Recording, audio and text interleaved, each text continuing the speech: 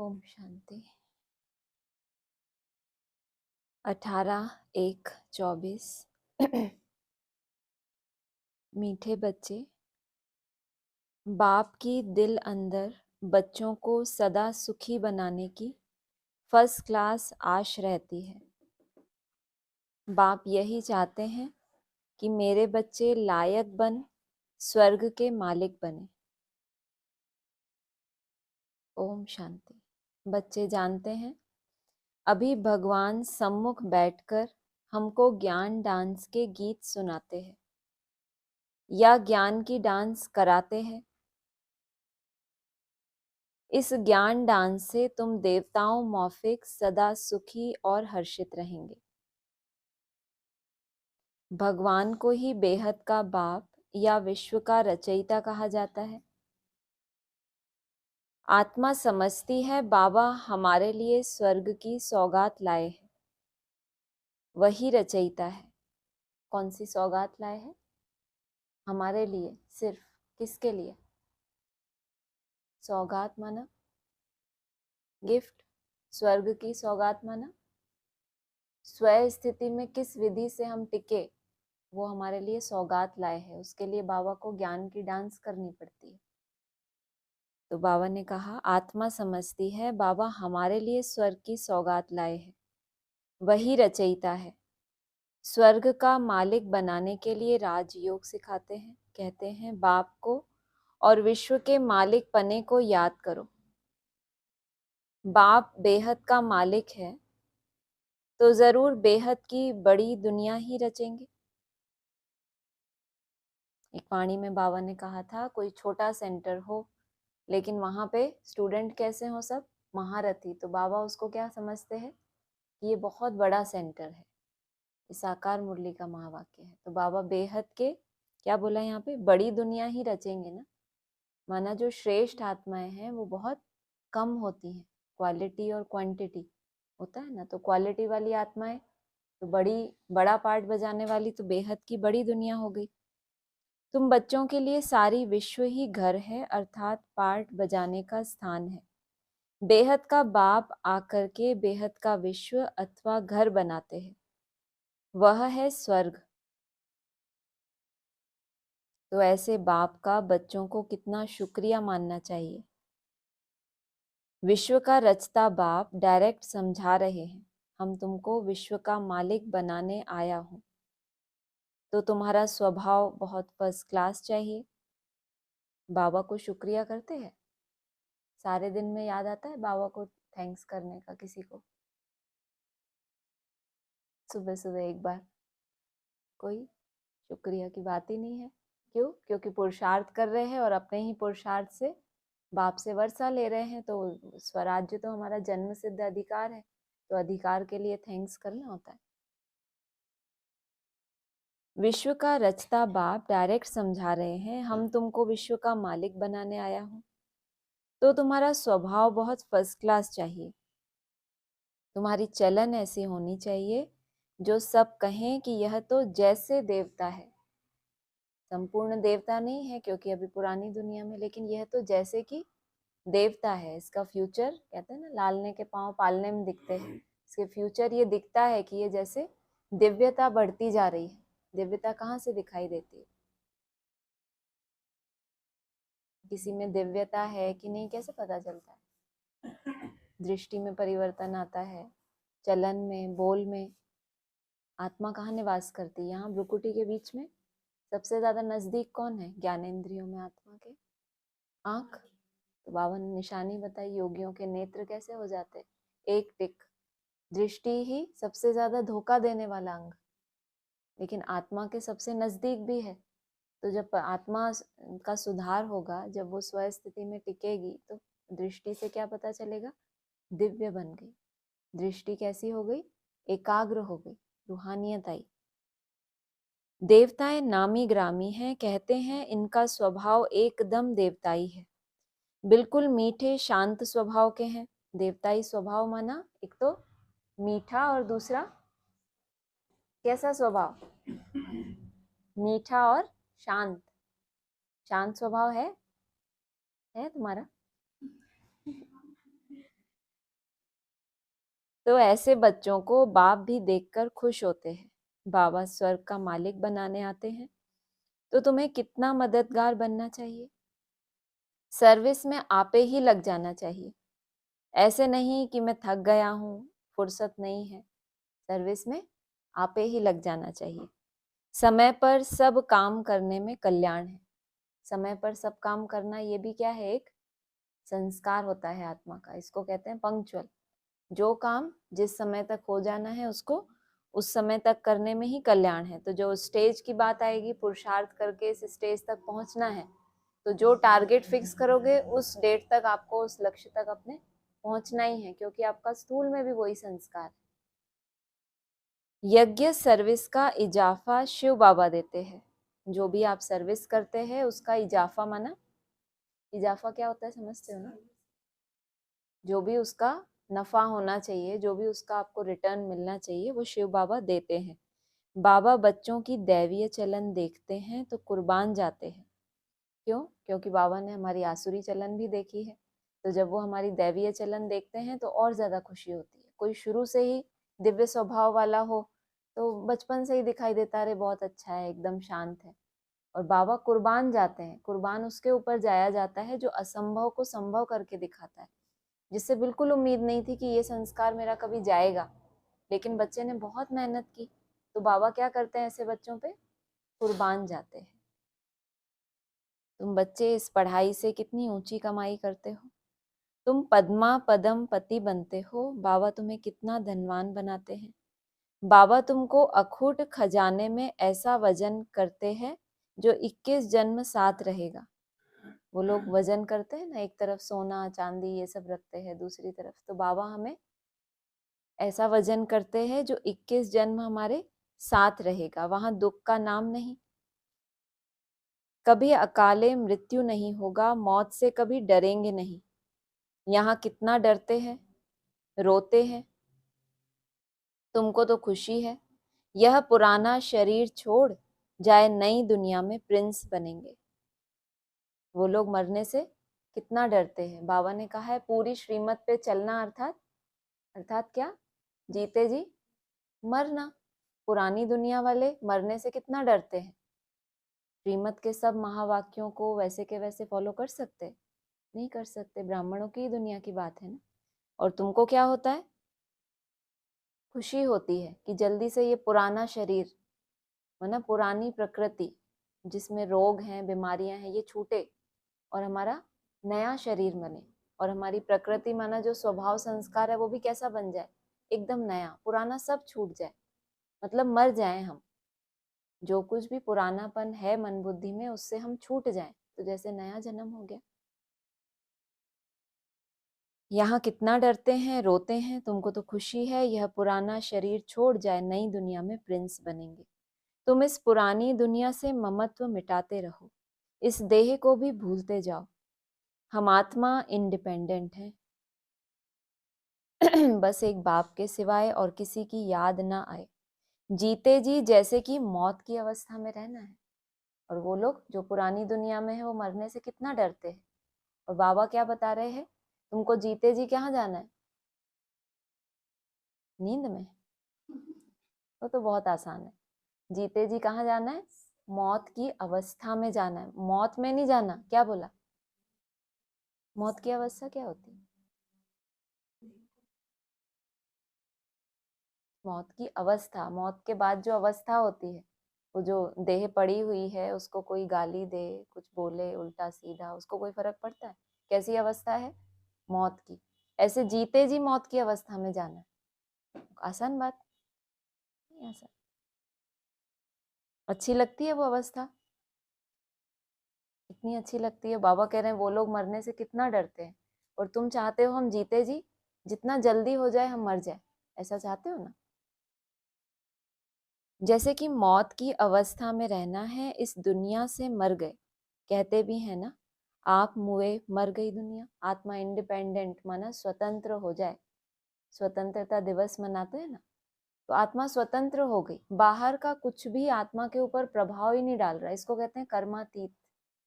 कर्म चल रहे हैं, शरीर की अपने तरह की व्याधि है, और बाहर जिनके संपर्क संबंध में आते हैं, सब कुछ है, दुनिया भी है, लेकिन हम कहाँ चले गए?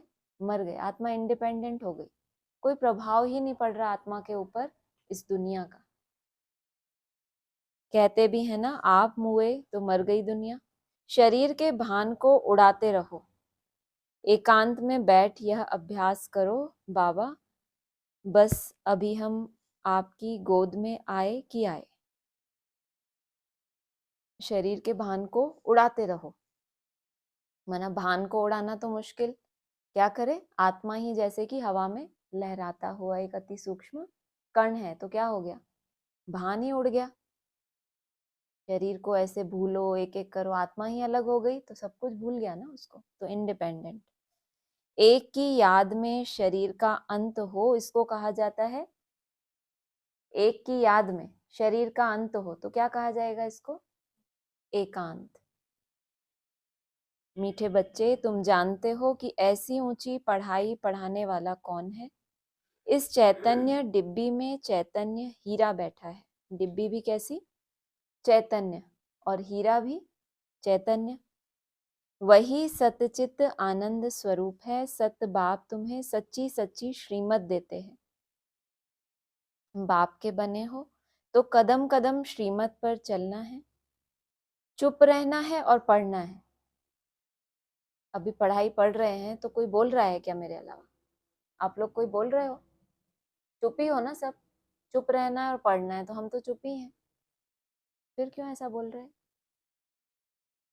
जब पढ़ते पढ़ते आप अपनी चेकिंग करना, जब पढ़ते पढ़ते आपकी कहीं इधर उधर बुद्धि जाती है ना, अरे मेरा वो काम पड़ा है, अरे मेरा वो रह गया, अरे मेरा किचन का ये काम रह गया, उस समय आप यहाँ यहाँ की पढ़ाई की वो लाइन आपकी मिस। पक्की बात है, इसको अनुभव करने की चीज है। ये सुनने वालों की तो बात ही छोड़ो, पढ़ने वालों के साथ भी ऐसे होता है। पढ़ते पढ़ते भी अगर कुछ और याद आया तो वो लाइन पढ़ जरूर देंगे, लेकिन अगर थोड़ा आगे जाके रिवाइज करेंगे तो याद नहीं आएगा कि क्या पढ़ा, जबकि हमने ही पढ़ा है। तो क्या करना है? चुप रहना है और पढ़ना है। मन बुद्धि को ऐसे पकड़ के रखना है कि मैं, जैसे छोटे बच्चे होते हैं ना, उनको बोलते हैं कि एकदम अच्छे से बैठो, सीधा रखो, तो ऐसे अपने मन को ये चेकिंग करना, बड़ा मजा आएगा। कैसे कुछ कुछ सेकंड के लिए वो बुद्धि यहाँ वहां जाती है और वो लाइन आपकी मिस हो जाती है। थोड़ा सा अपने आप से पूछना, अभी क्या बोला, याद नहीं आएगा। और अगर बहुत ध्यान से सुना है तो निश्चित रूप से एक दो लाइंस तो याद रहेंगी, पूरा तो नहीं रहेगा। एक बाप को याद करना है, घड़ी घड़ी इस बैच को देखते रहो तो बाप और वर्षे की याद आएगी। याद से ही तुम जैसे सारे विश्व को शांति का दान देते हो। हर एक बच्चे को अपनी प्रजा भी बनानी है, वारिस भी बनाने हैं। मुरली कोई भी मिस नहीं करनी चाहिए। बाबा बहुत प्यार से समझाते हैं, मीठे बच्चे अपने पर रहम करो, कोई अवज्ञा नहीं करो। जो खुशबूदार फूल हैं वह खींचते हैं, जो जैसा है ऐसी सर्च लाइट लेने की कशिश करते हैं। किससे सर्च लाइट लेते हैं?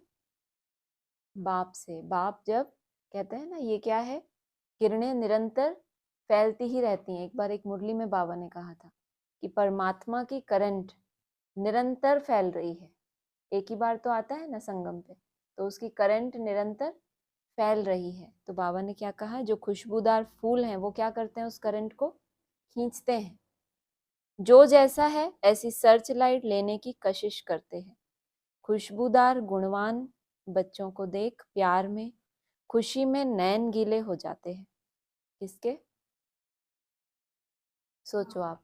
अभी तक तो हम ये समझते थे कि बाप की याद में हमारे आंसू आ जाएं तो जैसे बहुत लीन अवस्था हो गई है, तो और आप इतने खुशबूदार और इतने गुणवान बने कि बाप को क्या हो, नैन, आंसू तो नहीं टपकेगा, ये तो पक्की बात है, रोना तो मना किया है ना हमको, तो खुद कैसे रोएंगे, तो नैन थोड़े थोड़े गीले हो जाते हैं। बाबा कहते हैं ना व्यक्तवाणी में, देवियों के नैन कैसे होते हैं,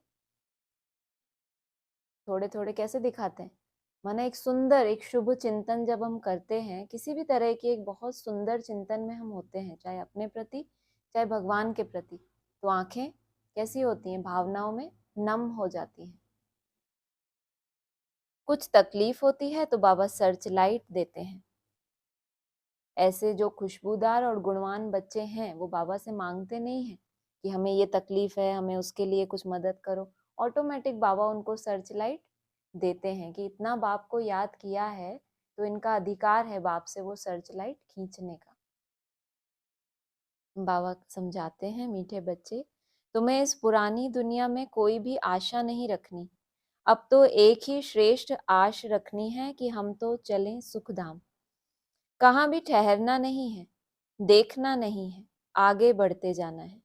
इसका मतलब आपको ठहराने के लिए स्थितियां परिस्थितियां भी आएंगी और देखने के लिए साइड सीन भी बहुत सारी आएंगी जहां हम अपनी मन बुद्धि को व्यस्त कर सकते हैं। लेकिन क्या करना है, कहीं भी, इनको उठाइए, कहीं भी ठहरना भी नहीं है। और दूसरा,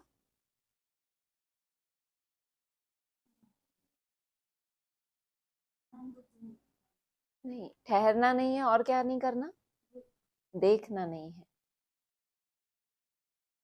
आगे बढ़ते जाना है। एक तरफ ही देखते रहो, तब ही अचल अडोल स्थिर अवस्था रहेगी। अपनी दृष्टि की भी चेकिंग करनी। तो जब ये दृष्टि एकाग्र होगी तो वो तीसरा नेत्र जो है, हम तीसरे नेत्र को एकाग्र करते हैं ना, कोई ड्रिल इमर्ज करते हैं, मैं एक पॉइंट ऑफ लाइट हूँ, फिर वो नेत्र थोड़ी देर बाद इधर उधर हो जाता है। तो ये तो स्थूल नेत्र हो गए और वो हो गया हमारा बुद्धि का तीसरा नेत्र। जैसे जैसे वो एकाग्र होगा तो ये जो स्थूल नेत्र हैं वो पूरी तरह एकाग्र। अब यह दुनिया खत्म होनी ही है, इसकी बहुत सीरियस हालत है। बाबा को अभी अभी 24 में क्या बता रहे हैं, वो भी स्मृति दिवस के दिन क्या बता रहे हैं कि दुनिया की हालत बहुत सीरियस है। तो वो वायुमंडल फैलता है कि नहीं, इसलिए आपको निरंतर क्या दिया जाता है, विशेष तपस्या का चांस। कहते हैं ना, ये एक मुरली में आता था बहुत पहले, कि रोटी आदि पकाना तो तुमने जन्म जन्मांतर किया, तो अभी देखो बाबा उनसे हमें फ्री करते जा रहे हैं। क्यों, मैंने जो जन्म जन्मांतर किया वही यहाँ करेंगे तो फिर फायदा ही क्या। तो चाहे भाई लोग हों चाहे आप लोग हों, सभी को क्या कर रहे हैं बाबा, क्योंकि सृष्टि की हालत बहुत सीरियस है। अब तुम अपनी रोटियां ही पकाने में बिजी हो और सृष्टि की हालत सीरियस, और बेहद के रूहानी आप डॉक्टर या उसके सहयोगी, तो आपको तो ट्रीटमेंट में लग जाना चाहिए ना। तो पहले खुद का ट्रीटमेंट करें, फिर इस सृष्टि जो हमारे से कनेक्टेड है, जिसकी हालत बहुत सीरियस। इस समय सबसे अधिक गुस्सा प्रकृति को आता है, इसलिए सब खलास कर देती है।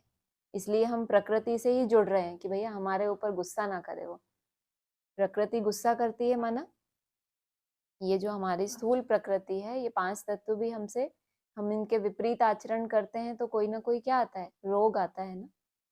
तो वो किसको कष्ट देता है, हम प्रकृति के जो सिस्टम बने हुए हैं उसके अकॉर्डिंग नहीं चलते, विपरीत चलते हैं, तो वो प्रकृति को गुस्सा आता है, तभी तो कर्म भोग आता है। या अनेक जन्मों के सिर्फ हिसाब किताब ही हैं। अगर ऐसा ही है तो खान पान में परिवर्तन करने से वो रोग चला कैसे जाता है। इसका मतलब हमने प्रकृति के विपरीत चले हैं तो उसको गुस्सा आता है, तो वो ये दुखा दिया, वो दुखा दिया, ये कर्म भोग आया। तो वो क्या चाहती है कि उसके प्रकृति के नियमों का उल्लंघन नहीं हम करें कभी। इस समय सबसे अधिक गुस्सा प्रकृति को आता है, इसलिए आप सबसे पहले पहले उसी को खुश करने में लगे हो कि ज्यादा से ज्यादा प्रकृति से जुड़े। तुम जानते हो, इसीलिए सब खलास कर देती है। तुम जानते हो यह प्रकृति अभी अपना गुस्सा जोर से दिखाएगी। अभी तो उसको सिर्फ गुस्सा आ रहा है, लेकिन जब तक अंदर वो ज्वालामुखी है, फटा नहीं है, लेकिन वो क्या करेगी, अभी ये गुस्सा दिखाएगी। दिखाएगी माना प्रैक्टिकल कोई रूप, चाहे शारीरिक हमारी प्रकृति है, चाहे ये बाहरी प्रकृति है, सब में ही विनाश का रूप दिखाई देगा। अर्थ क्वेक में सारी पुरानी दुनिया को डुबो देगी। अर्थ क्वेक में मकान आदि सब गिर पड़ेंगे, अनेक प्रकार से मौत होंगे। यह सब ड्रामा का प्लान बना हुआ है, इसमें दोष किसी का भी नहीं है। विनाश तो होना ही है, इसीलिए तुम्हें इससे बुद्धि का योग हटा देना है। तुम्हें तो अपना सब कुछ इंश्योर तुमने तो अपना सब कुछ इंश्योर कर दिया, इसीलिए तुम्हें किसी भी प्रकार की चिंता नहीं। तुम्हारा सब कुछ सफल हो रहा है। अब तुम कहेंगे, जब तुमने सब कुछ इंश्योर कर दिया तो तुम्हारा सब कुछ सफल हो रहा है, तो क्या कहेंगे, वाह सतगुरु वाह। वो लोग कहते हैं वाहे गुरु, और आप क्या कहेंगे, वाह सतगुरु वाह। जिसने हमको यह रास्ता बताया, वाह तकदीर वाह। वाह ड्रामा वाह तुम्हारे दिल से निकलता है, शुक्रिया बाबा आपका जो हमारे 2 मुट्ठी चावल लेकर हमें सेफ्टी से भविष्य में 100 गुना रिटर्न देते हो। सेफ्टी से और 100 गुना रिटर्न देते हो। परंतु इसमें भी बच्चों की बड़ी विशाल बुद्धि चाहिए। चावल ही क्यों बोला? क्योंकि उसका छिलका कैसा है? उतरा हुआ है चावल का, उस पे कोई छिलका चढ़ा हुआ नहीं है, तो वो चावल दिए सुदामा ने। बच्चों को अथाह ज्ञान धन का खजाना मिलता रहता है, तो अपार खुशी होनी चाहिए ना। जितना हृदय शुद्ध होगा तो औरों को भी शुद्ध बनाएंगे। योग की स्थिति से ही हृदय शुद्ध बनता है। तुम बच्चों को योगी बनने और बनाने का शौक होना चाहिए। क्या बोला? बोलो बोलो। नहीं बोलोगी कि नहीं? क्या करना चाहिए? बनाने का शौक होना चाहिए। योगी है नहीं, लेकिन बोला ना जितना योग की स्थिति में रहेंगे उतना हृदय शुद्ध होगा। उस स्थिति में स्थित एकदम से तो नहीं होंगे, लेकिन उस स्थिति के लिए क्या क्या नियम है। योग की स्थिति में भी टिकने के लिए बहुत कुछ बाहर के आवरण हमें हटाने पड़ते हैं, तब वो जाके आत्मा अपनी उस स्थान पर एकाग्र होती है। तुम बच्चों को योगी बनने और बनाने का शौक होना चाहिए। अगर देह में मोह है, देह अभिमान रहता है, तो समझो हमारी अवस्था बहुत कच्ची है। आत्मा इंडिपेंडेंट नहीं है, स्वतंत्र नहीं है। देह की विपरीत परिस्थितियां या देह में होने वाली कोई भी खिटपिट इसको प्रभावित कर रही है, इसका मतलब इसका देह में मोह है। देही अभिमानी बच्चे ही सच्चा डायमंड बनते हैं, इसीलिए जितना हो सके देही अभिमानी बनने का अभ्यास करो। बाप को याद करो। बाबा अक्षर सबसे बहुत मीठा है। बाप बड़े प्यार से बच्चों को पलकों पर बिठाकर साथ ले जाएंगे। ऐसे बाप की याद के नशे में चकनाचूर होना चाहिए। बाप को याद करते करते खुशी में ठंडे ठार हो जाना चाहिए। ठंडे ठार माना कैसी स्थिति? शांत स्थिति। हिमालय जैसी स्थिति। अभी आया था ना क्लास में, हिमालय पे क्या होता है? ठंड माना शांति, शीतलता। जैसे बाप अपकारियों पर उपकार करते हैं, तुम भी फॉलो फादर करो। सुखदाई बनो। बाप की दिल अंदर बच्चों को सदा सुखी बनाने की कितनी फर्स्ट क्लास आश रहती है कि बच्चे लायक बन स्वर्ग के मालिक बने। तुम बच्चे अभी ड्रामा के राज को भी जानते हो। बाप तुम्हें निराकारी, आकारी और साकारी दुनिया का सब समाचार सुनाते हैं। आत्मा कहती है अभी हम पुरुषार्थ कर रहे हैं नई दुनिया में जाने के लिए। हम स्वर्ग में चलने लायक जरूर बनेंगे, अपना और दूसरों का कल्याण करेंगे। अच्छा बाप मीठे बच्चों को समझाते हैं, बाप दुख हरता सुख करता है, तो बच्चों को भी सबको सुख देना है। बाप का राइट हैंड बनना है। ऐसे बच्चे ही बाप को प्रिय लगते हैं। शुभ कार्य में राइट हाथ को ही लगाते हैं, तो बाप कहते हैं हर बात में राइटियस बनो। इसलिए हमें सब तरह के गुण और धर्मों की विशेषताएं या अवगुण क्यों बताए? ताकि हम क्या बने? उनको जानकर राइटियस बने, जो राइटियस संस्कार हैं उनको धारण करें। एक बाप को याद करो तो फिर अंतमति सोगति हो जाएगी। इस पुरानी दुनिया से ममत्व मिटा दो, यह तो कब्रिस्तान है। धंधा धोरी बच्चों आदि के चिंतन में मरे तो मुफ्त अपनी बर्बादी कर देंगे। वरना अपनी इच्छा से स्वयं स्थिति में स्थित होने का प्रयास करते करते देहभान छूटे, और देहभान तो छूटना ही है, चाहे धर्मराज की सजाओं से छूटे, जब कोई कर्म भोग आ जाए तो भी बाबा बाबा तो करेंगे ना। तो विपरीत परिस्थितियों में छूटा, बच्चों आदि के चिंतन में मरे तो मुफ्त अपनी बर्बादी कर देंगे।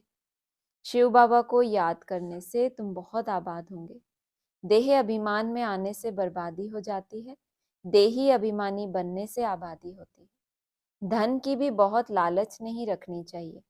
उसी फिक्रात में शिव बाबा को भी भूल जाते हैं। बाबा देखते हैं सब कुछ बाप को अर्पण कर फिर हमारी श्रीमत पर कहाँ तक चलते हैं। शुरू शुरू में बाप ने भी ट्रस्टी हो दिखाया ना। सब कुछ ईश्वर अर्पण कर खुद ट्रस्टी बन गया। बस ईश्वर के काम में ही लगाना है। विघ्नों से कभी डरना नहीं चाहिए। जहां तक हो सके सर्विस में अपना सब कुछ सफल करना है, ईश्वर अर्पण कर ट्रस्टी बन रहना है। अच्छा, मीठे मीठे सिकीलधे बच्चों प्रति माता पिता बाप दादा का याद प्यार गुड मॉर्निंग। रूहानी बाप की रूहानी बच्चों को नमस्ते। आगे 15/4/74 की अव्यक्तवाणी है। बाबा ने पूछा, क्या सभी उन्नति की ओर बढ़ते जा रहे हैं? सदा लगन में मगन और विघ्न विनाशक, यह दोनों निशानियां क्या अनुभव में आ रही हैं? दो निशानियां कौन सी? मुंडी तो ऐसे हिला रहे जैसे बताने वाला है। कौन कौन सी निशानियां? कौन बताएगा? किसी ने सुना या मैं ही रिवीजन कर रही हूँ अपना? किसी ने नहीं सुना?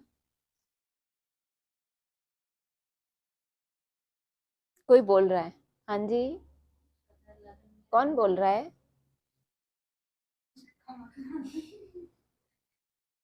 बहुत अच्छा हिमाक्षी बहन, हाँ जी हाँ जी, वेरी। देखो बाहर वाले ले गए ना। सुना सुना, मैंने वही बोला सबको कि बाहर वाले ले गए, देखो। तो पहला प्रश्न क्या पूछा?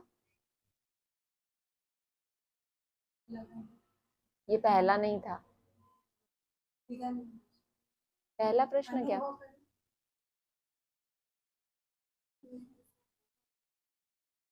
एकाग्रता। क्या सभी उन्नति की ओर बढ़ते जा रहे हैं? दूसरा प्रश्न। अरे हाँ जी, हाँ बोलिए। सभी उन्नति की ओर बढ़ते जा रहे हैं, जवाब क्या है इसका? हाँ जी, वेरी गुड। उम्मीद नहीं थी लेकिन तुमने हाँ जी बोला, बहुत अच्छा। सबका जवाब एक ही है। नहीं, उन्नति की ओर नहीं बढ़ते जा रहे, पीछे जा रहे या वहीं खड़े हैं। तीन तरह के हो सकते हैं, या तो पीछे जा रहे हैं या वहीं खड़े हैं या आगे बढ़ रहे हैं। तो सिंपल जवाब है, इसमें क्या है? दूसरा, सदा लगन में मगन, यह दोनों निशानियां क्या अनुभव में आ रही हैं? म्यूट करो किसी की आवाज। विघ्न विनाशक बनने के बजाय विघ्नों को देख अपनी स्टेज से नीचे तो नहीं आ जाते हो कि ये विघ्न आया है, अब इससे युद्ध करें, फिर उसके बाद अपनी स्थिति सेट करें। क्या होना चाहिए? नीचे आए ही ना, विघ्न को भी कहाँ से देखें? ऊपर से ही देखें ना, कि जितनी वो न्यारे रहेंगे उतना वो विघ्न तो अपने आप समाप्त होना है। विघ्न विनाशक बनने के बजाय विघ्नों को देख अपनी स्टेज से नीचे तो नहीं आ जाते हो? क्या अनेक प्रकार के आए हुए तूफान आपकी बुद्धि में तूफान तो पैदा नहीं करते? अनेक प्रकार के तूफान यानी आपकी बुद्धि में तूफान तो पैदा नहीं करते। एक है मन, जिसमें संकल्पों के तूफान आते हैं। दूसरा क्या है? आत्मा की शक्ति, बुद्धि। तो बाबा कह रहे हैं अनेक प्रकार के जो मन में तूफान आते हैं उससे बुद्धि में तो नहीं तूफान आते। पता चलता है मन और बुद्धि के अलग अलग फंक्शन? नहीं पता चलता है? नहीं पता चलता ना। हाँ ना ना। आत्मा की कितनी शक्तियां हैं? 3 शक्तियां हैं। तो मन में बहुत तूफान आ रहे हैं, लेकिन बुद्धि, बुद्धि क्या है? डिसीजन लेने की पावर। अपने आप को ये सर्टिफिकेट नहीं देते हैं कि इस तरह के तूफान आए, बस मैं तो इस धर्म की आत्मा हूँ, मैं तो फलाना हूँ, ऐसा हूँ। इसका मतलब आपकी बुद्धि प्रभावित नहीं हुई है। आपकी बुद्धि में इतना गहरा ज्ञान बैठा है कि मुझे ये पुरुषार्थ करना है, उसमें जितने भी विघ्न आए इससे मेरा कोई लेना देना है ही नहीं। इसका मतलब मन में तूफान है, लेकिन एकदम साक्षी होके बुद्धि से ये अपने आप को सर्टिफिकेट नहीं दे लिया यही कि ये माया का तूफान है, ये मेरा अपना नहीं है, ये चला जाएगा। तो क्या कहेंगे कि बुद्धि के ऊपर प्रभाव नहीं आया। जैसे कोई के द्वारा तोहफा मिलता है तो बुद्धि में हलचल नहीं होती बल्कि उल्लास आता है। कोई कोई इतने पॉजिटिव होते हैं कि उस तूफान को भी क्या समझते हैं कि इससे अब मेरी कुछ और प्रोग्रेस होने वाली है, इससे मुझे कुछ नया सीखने को मिलने वाला है। भले उसको दिख रहा है कि अभी के टाइम पर ये तूफान है, लेकिन कुछ ना कुछ इस परिस्थिति में मुझे क्या मिलने वाला है? कोई गिफ्ट मिलेगी, कुछ तो सीखने को मिलेगा ही। और अब ये जो गलती हुई है, फिर थोड़ी ना एक ही गलती को हम बार बार रिपीट करेंगे। इसी प्रकार आए हुए तूफान उल्लास बढ़ाते हैं या हलचल बढ़ाते हैं? अगर तूफान को तूफान समझा तो हलचल होगी, और तोहफा समझा या अनुभव किया तो इससे उल्लास और हिम्मत बढ़ेगी। संकल्प ही बीज है। उस समय व्यर्थ कितना भी आ रहा है, लेकिन आप बाबा बाबा भी करते हैं, इसका मतलब बुद्धि में ये समझ है कि ये कोई मेरा कुछ बिगाड़ने वाला नहीं है, अंगद की तरह पैर स्थिर है, भले रावण अपना कार्य कर रहा है। यह है चढ़ती कला की निशानी। क्या निशानी बताई? नहीं, वो तो मैंने बोला, इसमें क्या आया? जब भी कोई तूफान आए उसी समय बाबा आपको ये निशानी बता रहा है कि आपकी चढ़ती कला है। वो कैसे जानोगे कि वो तूफान आपको कैसा लग रहा है?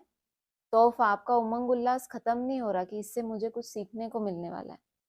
घबराने के बजाय गहराई में जाकर अनुभव के नए नए रत्न इन परीक्षाओं के सागर से प्राप्त करेंगे। वाह, परीक्षाओं का सागर कभी सुना है आपने? प्यार का सागर सुना होगा, पहली बार सुना ना? बहुत अच्छा सुना। तो बाबा क्या कह रहे हैं, वो बताया भी तो ऊपर, ये सृष्टि की हालत बहुत सीरियस है। सोचो आप, प्रकृति को गुस्सा आ रहा है, सृष्टि की हालत सीरियस है, तो ऐसे में परीक्षाओं के भी क्या आएंगे? सागर ही होंगे ना। घबराने के बजाय गहराई में जाकर अनुभव के नए नए रत्न, जरूर इस सागर में की गहराई में बहुत नए नए रत्न भी हैं, जो अनुभव आपको पहले कभी नहीं हुआ। खुशी कब होती है आपको? कोई योद्धा युद्ध में जाता है, युद्ध लड़के जीत जाता है तो उसको खुशी होती है। घर में ही तलवार लेके सिंहासन पे बैठा है, कोई युद्ध ही नहीं है, तो हा हा हा हा कितना भी हंसता रहे, उसको खुशी कहेंगे? खुशी कब होती है? जब आपने बहुत किसी चीज के लिए पुरुषार्थ किया हो, फिर आपको वो मिल जाए, तो क्या होता है? असली खुशी होती है। तो उसकी गहराई में जाकर नए नए रत्न इन परीक्षाओं के सागर से प्राप्त करेंगे। परीक्षाओं का सागर वो नहीं समझना कि अथाह परीक्षाएं, इसका ये मतलब नहीं। आप लोगों ने ये मतलब समझा इसका? मुझे लगता है आप लोगों ने ऐसे ही मतलब समझा। क्या समझा परीक्षाओं का सागर मतलब? जैसे वो बहन बोलती है पहाड़ टूट पड़ा, ऐसा तो नहीं समझा आपने? माना ये परीक्षाएं सागर का रूप समझो। जैसे ही कोई पेपर आए तो समझो मैं सागर में गोता लगाने जा रहा हूं, और उस बात की गहराई में जाओ। माना परीक्षा जो आई है आपके सामने, उसके चिंतन, गहराई तक चिंतन में जाओ कि इससे मुझे क्या बाबा सिखाना चाहता है, इससे कौन सा दिव्य गुण मुझे यहाँ पर अपना काम में लाना है, कौन सी शक्ति मुझे यहाँ पर यूज करनी है। ये है वो परीक्षाओं का सागर। कोई भी परीक्षा आई, हम गहराई में चले गए कि इससे बाबा मुझे ये सिखाना चाहता है। किसी ने हमारा इंसल्ट की, किसी ने कुछ ऐसा बोला, बाबा मुझे सहनशील बनाना चाहता है, बहुत सिंपल। इसके पीछे मुझे ये सीखना है, बहुत कुछ अच्छा अच्छा। अगर आप हिम्मत करेंगे ना कि बाबा कैसे गहराई में जाऊं, मुझे तो नहीं समझ आ रहा कुछ भी, तो बाबा आपको उंगली पकड़ के भी ले जाएगा। कम से कम आपको इतनी याद आनी चाहिए उस समय कि ये सिर्फ एक परीक्षा है और इसमें बाबा मुझे कुछ सिखाना चाहता है। तो परीक्षाओं के सागर से प्राप्त करेंगे क्या रत्न बोला? ज्ञान के रत्न नहीं, अनुभव के नए नए रत्न। जब आप उस परीक्षा से पार हो जाएंगे तो आपको कितना अच्छा अनुभव होगा कि इतना बड़ा पेपर आया और ये नया पेपर था, ऐसा पेपर मैंने पहली बार दिया लेकिन मैं पास हो गई, तो कितनी खुशी होगी। क्योंकि हलचल के अंदर रत्न समाये हुए हैं, इसीलिए सागर मंथन हुआ तो क्या निकला? अमृत। पहले पहले विष। सबसे पहले जब हमारा पेपर होता है, परीक्षा होती है, तो सबसे पहले किस तरह के संकल्प आते हैं? व्यर्थ ही आता है ना, या एकदम से मैं आत्मा ज्योति बिंदु? पहले पहले क्या आता है? व्यर्थ। लेकिन अगर उस सागर का और मंथन करेंगे तो क्या मिलेगा? रत्न मिलेगा। जब एकदम साक्षी होके अपनी गलती को देखने की कोशिश करेंगे, सामने वाले को मान लो कि ये निर्दोष है, थोड़ी देर के लिए ऊपर ऊपर से ही सही, कि ये निर्दोष है, बाबा मुझे बताओ मेरी कौन सी इसमें कमी है जिसको आप सुधारना चाहते हो, जो आपने इस आत्मा को मेरे लिए निमित्त बनाया, तो बाबा आपकी मदद करेगा। ऊपर ऊपर से अर्थात बाहर मुक्ता की दृष्टि और बुद्धि द्वारा देखने से हलचल दिखाई देगी अथवा अनुभव होगी, लेकिन उसी आई हुई बातों को अंतर्मुखी दृष्टि और बुद्धि से देखने से अनेक प्रकार के ज्ञान रत्न अथवा पॉइंट्स प्राप्त होंगी। ये पॉइंट्स तो हम रोज सुन रहे हैं, रोज की पॉइंट जो आप सुनते हो, आपको उसमें से 5-10 भी याद रहती है? कोई है ऐसा? सुबह की वाणी सुनी, किसी को 5-10 पॉइंट याद है उसमें से? होंगे, मुझे लगता है ऐसे तो। हाँ या ना?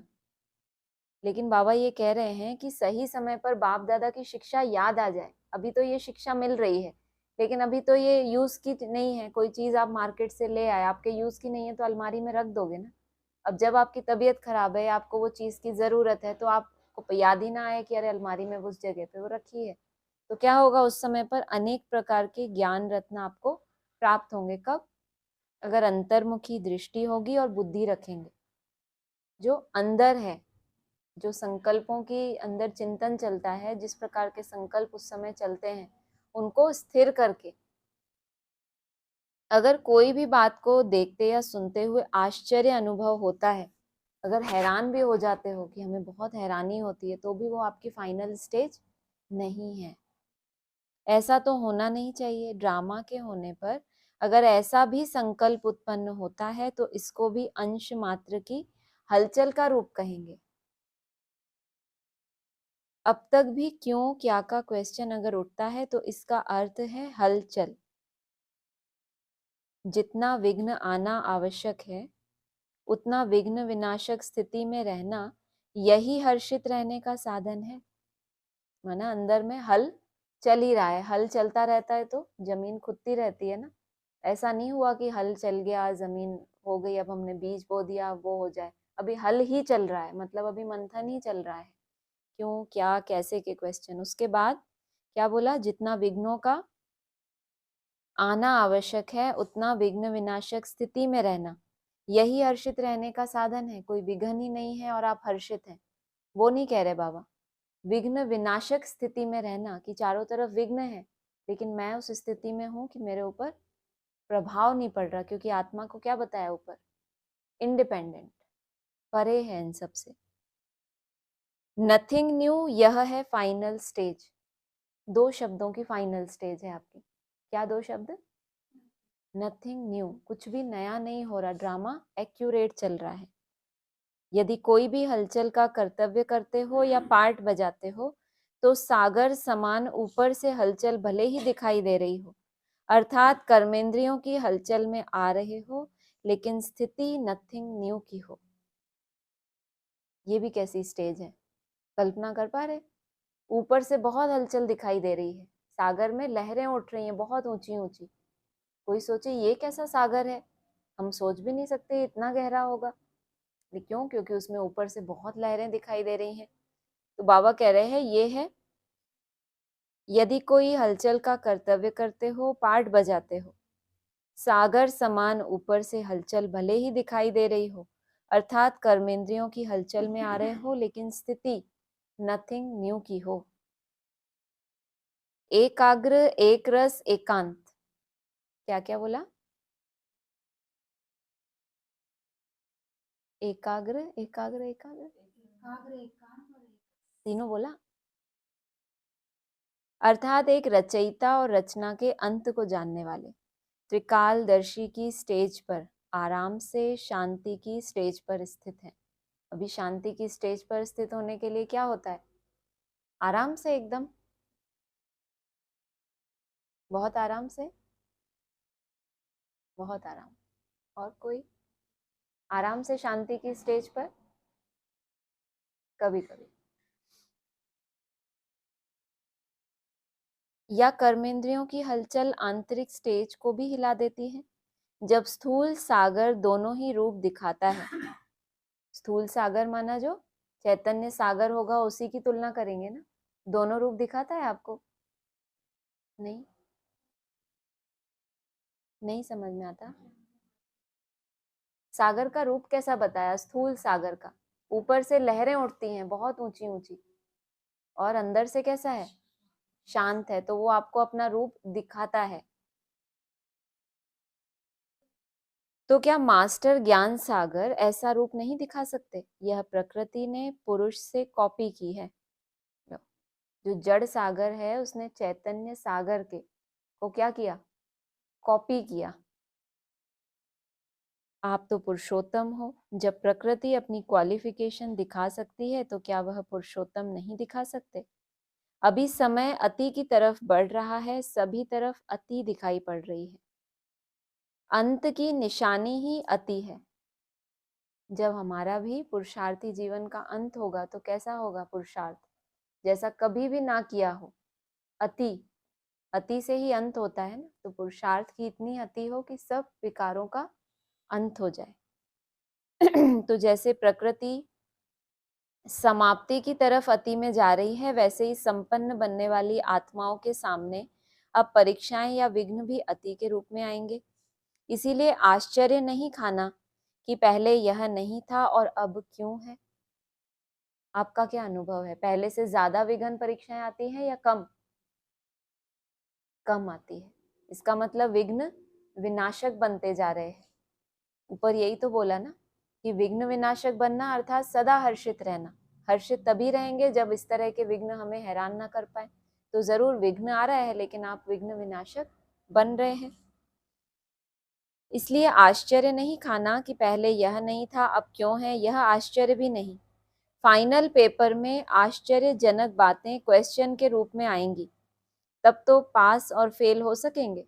कोई ऐसा क्वेश्चन जो आपके स्वप्न में भी नहीं है। बाबा ने फाइनल पेपर के लिए ऐसा कोई परीक्षा रखी हुई है, जो बाबा बताते हैं है पेपर एक ही, नष्टो मोहा, लेकिन आपके अंदर जिस तरह की कमजोरी है उसी तरह का पेपर होगा। तभी तो बाबा ने कहा पास और फेल होंगे। ऐसी ऐसी बातें आएंगी जो ना चाहते हुए भी बुद्धि में क्वेश्चन उत्पन्न हो। बहुत अभ्यास है, लेकिन ऐसी ऐसी बातें होंगी कि आप चाहेंगे नहीं, लेकिन क्वेश्चन उत्पन्न हो। उस समय आपने लंबा समय जो पढ़ाई पढ़ी है, तब आपका ये फाइनल पेपर होगा कि आप किस तरह से उस क्वेश्चन से बाहर निकलते हो। यही तो पेपर है, और है भी 1 सेकंड का पेपर। क्यों का संकल्प चंद्रवंशी की क्यों में लगा देगा। इसीलिए एकरस स्थिति में स्थित होने का अभ्यास निरंतर हो। समस्या की सीट को संभालने नहीं लग जाओ, लेकिन सीट पर बैठ समस्या का सामना करना है। अभी तक समस्या सीट की याद दिलाती है। विघ्न आता है तो विशेष योग लगाते हो और भट्टी रखते हो। इससे सिद्ध होता है कि दुश्मन ही शस्त्र की स्मृति दिलाते हैं। ब्राह्मणों की दुनिया में सामान्यतः ऐसा ही होता है। जब कोई विघ्न आता है, प्राकृतिक प्रकोप आता है, कोरोना आता है, तो क्या करते हैं? भट्टियां रखते हैं कि चलो अब योग करो, क्योंकि अब और कुछ करने को ही नहीं है, बाहर निकल नहीं सकते, सेवाएं, तो फिर मरता क्या ना करता वाली बात हो गई। क्यों? कोई ऑप्शन ही नहीं है, तो अब बैठ जाओ। बाबा क्या कह रहे हैं? विघ्न आता है तो विशेष योग लगाते हो, भट्टी रखते हो। इससे सिद्ध होता है कि दुश्मन ही शस्त्र की स्मृति दिलाते हैं, लेकिन स्वतः और सदा स्मृति नहीं रहती। इसका मतलब ये जो हम बिना कारण, कोई ऐसा विघ्न नहीं है तो भी अपने आप को भट्टियों में रख रहे हैं, तो क्या तैयारी कर रहे हैं? सदा की आदत पड़ जाए, फिर आगे चल के कोई, बाबा ने कहा आगे चल के कोई चार्ट वार्ट की जरूरत होगी, क्योंकि आप सदा और स्वतः में चले गए। और जिन्होंने केवल विघ्नों के समय पे भट्टियां की हैं, उनको तब निरंतर में जाना पड़े। और आप अभी निरंतर में रह के विघ्नों से ही छूट जाओगे, और क्या बन जाओगे? सदा के और स्वतः आपकी वो स्मृति। निरंतर योगी हो या अंतर वाले योगी हो, टाइटल तो निरंतर योगी का है ना। दुश्मन आए ही नहीं, समस्या सामना ना कर सके, सूली से कांटा बनना यह भी फाइनल स्टेज नहीं है। सूली से कांटा बने, उसके बजाय कांटे को योग अग्नि से दूर से ही भस्म कर दे। कांटा लगे और फिर निकालो, यह फाइनल स्टेज नहीं है। कांटे को अपनी संपूर्ण स्टेज से समाप्त कर देना, यह है फाइनल स्टेज, कि कोई भी दुख अर्थात कांटा आपको ना लगे। ऐसा लक्ष्य रखते हुए अपनी स्टेज को आगे चढ़ती कला की तरफ बढ़ाते चलो। बड़ी बात को छोटा अनुभव करना। इस स्टेज तक नंबरवार यथाशक्ति पहुंचे हैं। ये बाबा ने रिजल्ट दी कि पहले छोटी बात को बड़ा समझते थे, अभी क्या हो रहा है? धीरे धीरे बड़ी बात को छोटा समझ रहे हैं ना। या बड़ा बड़ा लगता है? वो तो नहीं लगता, वो पहाड़ आ गया। अब पहाड़ क्या लगना चाहिए? रुई लगना चाहिए। अब लगेगा ना? अरे बहुत सारी रुई आ गई ऊपर, आराम से तकिए पे सो जाओ। ऐसा ही ना, तकिए पे कितना आराम मिलता है, रुई होती है ना वो। और पहाड़ पे सोने को बोले कोई, आराम आएगा? कभी नहीं आएगा। इस स्टेज तक नंबरवार यथाशक्ति पहुंचने हैं। अब पहुंचना वहां तक है जो कि अंश और वंश भी समाप्त हो जाए। आप सभी हिम्मत, उल्लास और सर्व के सहयोगी सदा रहते हुए चल रहे हो ना। कलयुगी दुनिया को समाप्त करने के लिए या परिवर्तन करने के लिए, माया को विदाई देने के लिए संगठन अर्थात घेराव डाला हुआ है ना। संगठन का बल क्यों इतना इकट्ठा कर रहे हैं? कलयुगी दुनिया को समाप्त करने के लिए या पुरानी दुनिया को परिवर्तन करने के लिए। मजबूत घेराव डाला है या बीच बीच में कोई ढीले हो जाते हैं अथवा थक जाते हैं या चलते चलते रुक जाते हैं। न आगे बढ़ना न पीछे हटना, जैसे के वैसे रहना, यह पाठ तो पक्का नहीं रखते। एक गीत आता है ना, बदल जाए दुनिया न बदलेंगे हम। तो बाबा कहते हैं उसको उल्टे रूप में तो नहीं लेके सारी दुनिया इधर की उधर हो जाए, हम ऐसे ही रहेंगे, हम बिल्कुल नहीं बदलेंगे। तो इसके दो अर्थ होते हैं इस गीत के, कि एक तो होता है कि दुनिया बदल जाए, माना दुनिया भी हमारे अपोजिट हो जाए तो भी हमने जो संकल्प लिया उससे हम अलग बदलेंगे नहीं, कि बाप को माना तो स्थिर रहेंगे। और दूसरा कि दुनिया अपने संस्कार बदल ले, हम ऐसे ही रहेंगे। ये एक उल्टे रूप में बाबा ने बताया। ना आगे बढ़ना है न पीछे हटना है, जैसे के वैसे रहेंगे, यह पाठ तो पक्का नहीं करते हो। समय धक्का लगाएगा तो चल पड़ेंगे, ये भी अच्छा है। फिर उन ऐसों को फिर धक्का लगाने के लिए भी बाबा के पास कौन है? समय का डंडा है। ऐसा सोचकर जहां के तहां रुक तो नहीं गए हो, किसी प्रकार के सहारे का इंतजार करते हुए खड़े तो नहीं हो गए हो। ऐसी स्टेज वाले को क्या कहेंगे? क्या इसको ही अंगत की स्टेज तो नहीं समझते कि भाई हम तो स्थिर है ना आगे बढ़े? ये भी अच्छा है। बाबा को डर लगता है बच्चे क्या इतने गहराई वाले मंथन वाले कि हर कुछ ना सोचने लग जाए, तो बाबा फिर अच्छे से समझा देते हैं। क्या इसको ही अंगत की स्टेज समझते हो? अगर ऐसे रुक गए तो फिर लास्ट वाले फास्ट चले जाएंगे।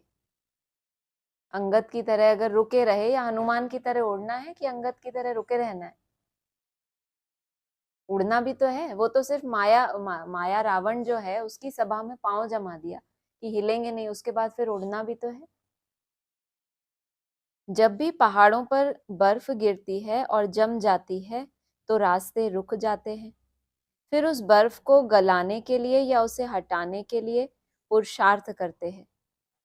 यहाँ भी अगर बर्फ के माफिक जम जाते हो तो इससे सिद्ध होता है कि योग अग्नि की कमी है। अपने अंदर जाम महसूस होता है, कोई चैतन्यता महसूस नहीं होती, इसका मतलब योग अग्नि की कमी है।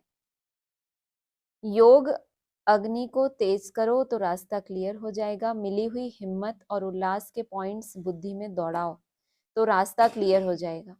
दो तरीके, योग अग्नि को तेज करो तो रास्ता क्लियर हो जाएगा, फिर मिली हुई हिम्मत और उल्लास के पॉइंट्स उसको बुद्धि में दौड़ाओ तो फिर क्या होगा? रास्ता क्लियर हो जाएगा। पुरुषार्थ की गति में अंगद बनो, माया से हार खाने में अंगद नहीं बनो, बल्कि विजयी बनने के लिए अंगद बनो। अच्छा, ऊंचते ऊंच बाप द्वारा पालना लेने वाले, विश्व की पालना करने वाले, विष्णु कुल की श्रेष्ठ आत्माएं, प्रकृति को परिवर्तन करने वाली पुरुषोत्तम आत्माएं, विश्व के आगे साक्षात मूर्त प्रसिद्ध होने वाली आत्माएं, योगी तू आत्माओं के प्रति बाप दादा का याद प्यार और गुड मॉर्निंग। वरदान है, सेवा में रहते संपूर्णता के समीपता की अनुभूति करने वाले ब्रह्मा बाप समान एग्जाम्पल भव। सेवा में रहते रहते क्या हो? आपको अपनी संपूर्णता की समीपता की अनुभूति हो। संपूर्णता के चिन्ह पता होंगे तभी तो उसकी समीपता की अनुभूति होगी ना। ब्रह्मा बाप समान एग्जाम्पल भव, जैसे ब्रह्मा बाप सेवा में रहते समाचार सुनते एकांतवासी बन जाते थे, आदि सो अंत ऐसे अनुभव करने वाले होंगे। 1 घंटे के समाचार को 5 मिनट में सार समझ बच्चों को खुश करके अपनी अंतर्मुखी एकांतवासी स्थिति का अनुभव करा देते थे। अंतर्मुखी और एकांतवासी, एक की याद में शरीर की स्मृति का क्या हो जाए? अंत हो जाए, इसको कहते हैं एकांतवासी। ऐसे फॉलो फादर करो। ब्रह्मा बाप ने कभी नहीं कहा मैं बहुत बिजी हूं, लेकिन बच्चों के आगे एग्जाम्पल बने। ऐसे समय प्रमाण अभी इस अभ्यास की आवश्यकता है। दिल की लगन हो तो समय निकल आएगा। जो कहते हैं बहुत बिजी हैं बहुत बिजी हैं, तो बाबा ने क्या दिया? हर आधे घंटे में आपको 2-3 मिनट का समय दिया कि कुछ नहीं करना आपको, तो ब्रह्मा बाप ने कभी नहीं कहा बिजी है, जितना समय मिला उसी में एकांत की स्थिति में चले गए, वो अनुभव कराया बच्चों को। दिल की लगन हो तो समय निकल आएगा, दिल की अगर लगन हो तो क्या होगा, समय निकल आएगा और अनेकों के लिए एग्जाम्पल बन जाएंगे। स्लोगन है, हर कर्म में कर्म और योग का अनुभव होना ही कर्म योग है। कर्म आपने बहुत अच्छे से किया, लेकिन अपनी जब चेकिंग की तो आपको लगा याद तो उतनी अच्छी नहीं थी, तो उसको बाबा कर्म योग नहीं कहते। अव्यक्त साइलेंस द्वारा डबल लाइट फरिश्ता स्थिति का अनुभव करो। सदा यही लक्ष्य याद रहे कि हमें बाप समान बनना है, तो जैसे बाप लाइट है वैसे डबल लाइट। औरों को देखते हो तो कमजोर होते हो, इसीलिए सी फादर, फॉलो फादर करो।